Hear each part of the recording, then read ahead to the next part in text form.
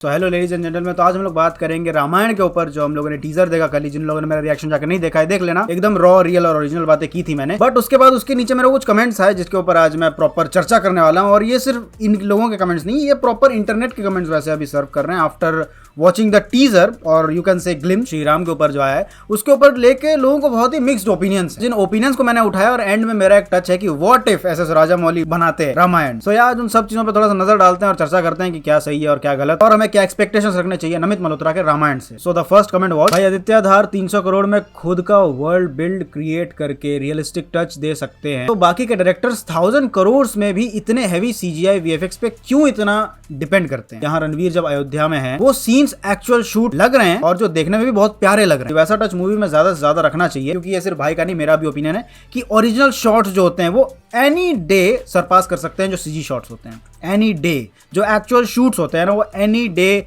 CGI को सरपास कर सकते हैं, वीएफएक्स को सरपास कर सकते हैं। यहाँ मैं एग्जांपल लेना चाहूंगा बाहुबली 1 और बाहुबली 2, या फिर मैं सिंपली कहूं तो एसएस राजामौली जैसे सीजीआई और वीएफएक्स को यूज करते हैं। बाहुबली 1 ले लो, बाहुबली 2 ले लो, उसमें है सीजीआई वर्क बहुत है, बट फिर भी वो कितना प्रैक्टिकल शूट लगता है और कितना प्रैक्टिकल शूट किया लोगों ने। एसएस राजामौली ना बहुत हद तक मेरे को लगता है कि वो प्रैक्टिकल शूट में ज्यादा मानते हैं। वो उस जगह पे वीएफएक्स करते हैं जहां ऑडियंस का फोकस नहीं जाएगा, यू नो द फोरग्राउंड और वो सब, लेकिन जो एक्चुअल फोकस में होता है ना जो चीज, उस चीज को वो प्रॉपर बनाते हैं, उस सेट का, उस चीज का प्रॉपर वो सेट बनाते हैं एंड देन वो वहां शूट करते हैं। एंड बैकग्राउंड में जो उनको इन्वायरमेंट चाहिए होता है वो सीजे करते हैं, और वो सीजे इतना खूबसूरत ब्लेंड होता है कि भाई वो प्रॉपर एक वीएफएक्स स्टडी, अगर कोई इंसान पढ़ना चाहता है ना वीएफएक्स और सीजीआई के बारे में, तो मैं बोलता हूँ बाहुबली 1, 2 और आरआरआर उठा लो। इन तीनों को अगर तुम स्टडी करोगे ना, इन तीनों को वीएफएक्स को अगर तुम स्टडी करोगे तो तुम आराम से राजामौली का स्टाइल पहचानोगे और वो तुम समझ पाओगे कि बंदा कितना सही वीएफएक्स और सीजीआई के साथ खेल सकता है। और हाँ, मैं भाई की इस बात से एग्री करता हूँ कि भाई आजकल के डायरेक्टर सीजीआई वीएफएक्स बहुत बहुत हेवीली रिलाई करने लगे हैं, बहुत हेवी। जबकि जैसा प्रोड्यूसर साहब ने कहा है, नमित मल्होत्रा साहब ने कहा है कि भाई हमने 4000 करोड़ लगाया है, 4000 करोड़ में एवेंजर्स बन जाती, और वो तो भाई किस लेवल पे शूट करते हैं। आप एवेंजर्स डूम दे सब छोड़ दो, लेकिन जो फर्स्ट एवेंजर आई थी 2012 वाली, उसमें जो इस तरह से प्रैक्टिकल शूट का इस्तेमाल किया प्लस सीजी शॉट्स, वैसा भी अगर हम लोग कर लेना तो वो बहुत ही प्यारा लगेगा। और सच बताऊं तो रामायण में सिर्फ एक चीज के लिए वीएफएक्स और सीजी यूज करना चाहिए, दैट इज एक्सपीरियंस को और एलिवेट करने के लिए, ना कि काम चलाने के लिए कि ये चीज पोस्ट में संभाल लेंगे, ये चीज पोस्ट में संभाल लेंगे, बोलने वाली बात बहुत खराब। जितना हो सके एक्चुअल शूट में टाइम बिताओ, पोस्ट में वो चीजें संभाली जा सकती है जो नोटिसेबल नहीं, जिसपे नोटिस जाएगा ही नहीं लोगों का, वो चीज पोस्ट में संभालने के लिए होती है। लेकिन जो चीज आपके सामने है, जो चीज दिख रही है ना, उसको आप पोस्ट में संभाल ही नहीं सकते, वो आपको एक्चुअल शूट में ही नेल करना पड़ेगा। देन मेरे एक और भाई कमेंट आया था, I really think this looks incomplete right now, probably because of tight corporate deadlines, when teams are under pressure to deliver on time, things sometimes get released before they are fully polished, but I believe that when the final version comes out they will refine it and fix everything properly. Same यही बात मैंने भी अपने reaction में कही थी। भाई ने एक और चीज नया ऐड किया कि ये जो कॉर्पोरेट डेडलाइंस होते हैं, इनके कारण जो वीएफएक्स आर्टिस्ट होते हैं उनको प्रॉपर वक्त नहीं दिया जाता है कि वो उस चीज को प्रॉपर पॉलिश कर पाए, और कभी कभार तो प्रॉपर फ्रीडम भी नहीं दी जाती है। वीएफएक्स और सीजीआई का बेस्ट एग्जांपल आज भी लेता हूं, डेवी जोन्स। उस बंदे का चेहरा, कब की मूवी है वो, और उस बंदे का चेहरा जितने देरी तक स्क्रीन पे रहता है वो 1% भी कहीं से नकली नहीं लगता है, जबकि वो पूरा सीजी मेड है, पूरा का पूरा वो सीजी मेड है, लेकिन वो 1% भी कहीं से नकली लगे तो। और वो चीज इसलिए होती है ना क्योंकि उस चीज के लिए, उस चीज को प्रॉपर बनाने के लिए, उस चीज का रिएक्शन और प्रॉपर जो उसका मोशन वगैरह होता है, उस चीज को सही से पहले बात तो कैप्चर किया गया, दूसरी बात उस चीज में बहुत अच्छा खासा टाइम दिया गया है, तब जाके वो चीज ऐसे निकल के आई है। यू नो क्रिएटिविटी टाइम मांगती है, जितना टाइम उसको दोगे उतनी पॉलिश और उतना बेहतरीन चीज बन के निकलता है। एंड हाँ भाई, ये अभी सिर्फ एक ग्लिम्स आई है, इससे हमें थोड़ा सा आइडिया लगाया गया है कि भाई कैसी होने वाली पिक्चर। अभी से मूवी को बोल देना कि ये तो खराब है, इसका सीजी आगे चल के खराब होने वाला है, नहीं। डीनेग का नाम है, मैं नमित मल्होत्रा साहब है, इस ड्रैगन के 3 हेड हैं और इन तीनों के लिए मैं ये मूवी पे बहुत भरोसा कर रहा हूँ। पहला नमित मल्होत्रा साहब, दूसरा रितेश तिवारी साहब, और चौथा Ranveer Kapoor, the man the legend. ये ड्रैगन के 3 हेड हैं जिनपे मैं बहुत भरोसा कर रहा हूँ और जिसके लिए मैं मूवी के लिए बहुत एक्साइटेड। देन एक और कमेंट आया था जिसके कमेंट में मैंने पहले भी एक बार रिप्लाई दिया था, खैर वो बात अलग थी, बट इस बार भी उसी भाई का कमेंट आया, वीएफएक्स सही नहीं है, वीडियो गेम जैसा लग रहा है, बैकग्राउंड मूवी कैरेक्टर के साथ मैच नहीं कर रहा। Writers Odyssey part 1 and part 2, Chinese mobile में जिस प्रकार का वीएफएक्स यूज है हुआ, सेम उसी प्रकार का वीएफएक्स डाला गया है। बहुत गलतियां हैं, डीनेग से ऐसा उम्मीद नहीं था। मैंने देखा है जिस मूवी से मैं जितना उम्मीद रखता हूं वो मायूस ही करता है मुझे।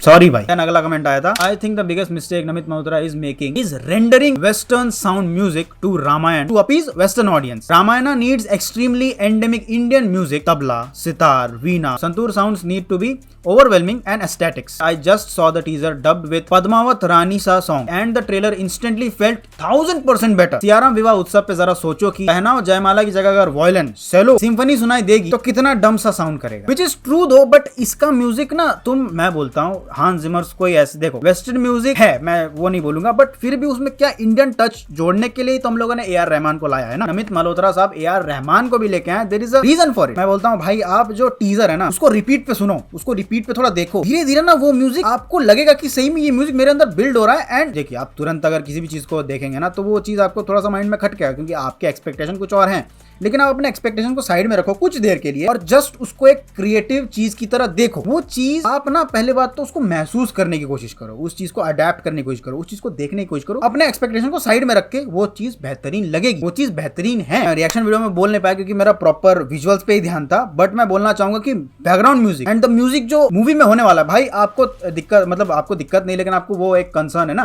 कि तबला, सितार, वीणा, संतूर साउंड ये सब नहीं है, डेफिनेटली होगा। ए आर रहमान साहब है, डेफिनेटली होगा, वो उस पार्ट को वेस्टर्न को प्लीज जरूर करेगा, लेकिन वो बहुत हद तक इंडियन ही रहेगा। नमित मल्होत्रा साहब ऐसी गलती नहीं करेंगे कि उन लोगों ने पूरा म्यूजिक ही उठा के ढाप दिया है अपने फिल्म में, नहीं। मैं फिर से बोल रहा हूँ देयर इज अ रीजन कि ए आर रहमान साहब भी क्यों है उस जगह पे। सो या डोंट वरी मेरे भाई, आपका ये कंप्लेन जरूर सुनेंगे वो लोग एंड या इसके ऊपर काम किया जाएगा। देखो एंडेमिक इंडियन म्यूजिक होगा ही होगा मूवी में, अगर वो नहीं डालेंगे ना तो हमारे लोग सबसे ज्यादा गुस्सा करेंगे और हमारे लोग सबसे ज्यादा गाली बकेंगे। नमित मल्होत्रा साहब वो जान चुके हैं कि उनको आदि पुरुष नहीं बनाना, वो क्रिटिसिज्म से सीखेंगे, देखेंगे और बदलेंगे उन चीजों को, आप चिंता ना करें। मैं भी बोलता हूँ हांस जिमर के साथ ए आर रहमान कोलैबोरेशन बहुत अच्छा है, क्योंकि ये जो म्यूजिक इस मूवी में हम लोग को सुनने को देखने को मिलेगा ना वो तुमको इंडियन भी फील होगा, और जो इंटरनेशनल सिनेमा देख रहे हैं ना, जो इंटरनेशनल से देख रहे हैं लोग, वो भी डिस्कवर करेंगे कि इंडियन म्यूजिक एक्चुअल में कैसा होता है, just because of A R Rahman and Hans Zimmer. Simply आप ये नहीं बोल सकते कि यहाँ सब वेस्टर्न को ही ये लोग टारगेट करें, नहीं, इंडियन को भी टारगेट करके चलेंगे, इंडियन मूवी है ना at the end. Then the last comment was कुछ scenes Lord of the Rings और गेम ऑफ थ्रोन्स वाले थे,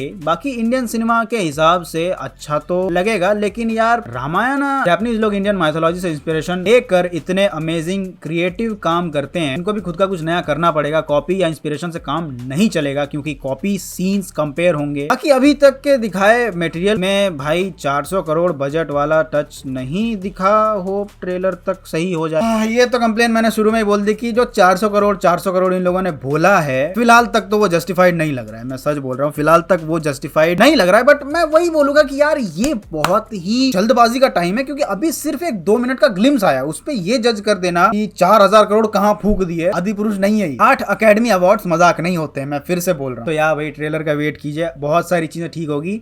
एंड तक 6 महीने बाद जब आप मूवी देखेंगे तो आप मूवी से जब उठेंगे, धुरंधर के बाद जब आप बोलोगे ना रामायण से पहले इंडियन सिनेमा ये था और रामायण के बाद इंडियन सिनेमा ये होने वाला है, जो अभी धुरंधर पे चल रहा है ना, बिफोर धुरंधर एंड आफ्टर धुरंधर। रामायण आने के बाद हम लोग बोलेंगे before Ramayana and after Ramayana. Just wait and watch, सब बढ़िया होगा, बस उम्मीद रखनी है और भरोसा रखना है। एंड अब लास्ट बात पे आ जाते हैं, जो मेरा पर्सनल, जो मेरे को चाहिए था और मेरी बहुत मतलब one of my biggest dreams में से है, कि एक बार ना एस एस राजामौली ने कहा था कि उनका बिगेस्ट ड्रीम है make Ramayana, and I want कि मैं नमित मल्होत्रा साहब की रामायण के बाद 10 साल बाद 20 साल बाद मैं देखूं, मेरे को देखनी है, चाहे मैं बूढ़ा ही क्यों ना हो जाऊं, लेकिन मेरे को वो चीज देख के ही मरना है। The Ramayana made by, directed by S S Rajamouli, जिस इंसान ने 2015, 16, 17 में बाहुबली बना दी और उससे भी पहले मगधीरा बना दी, वो इंसान अगर अब इतनी टेक्नोलॉजी के साथ रामायण बनाएगा, that day Indian cinema will be on top, no doubt. S S Rajamouli knows every damn thing, the emotions, family drama, larger than life characters, the actors, मतलब ऐसा कौन सा एक्टर होगा जो एस एस राजामौली को आगे से मना कर दे कि नहीं करूंगा मैं आपकी पिक्चर, कोई एक इंसान ऐसा है नहीं है। And then CGI, VFX, Rajamouli ने एक एक चीज को नेल किया है। एंड मैं फिर से बोलूंगा, I want to see Ramayana by S S Rajamouli, क्योंकि वो देख के मैं मरना चाहूंगा। आई एम रियली सेइंग कि वो जिस दिन देख लूंगा ना, उस दिन मेरी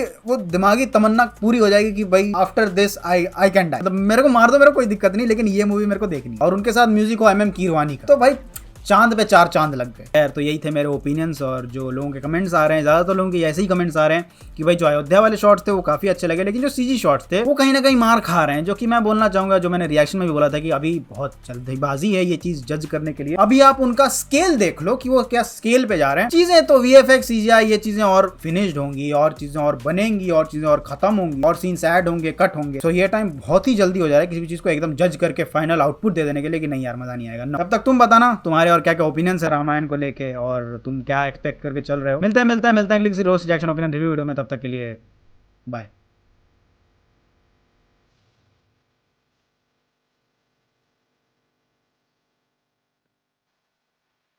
கீழே இறங்குப்பா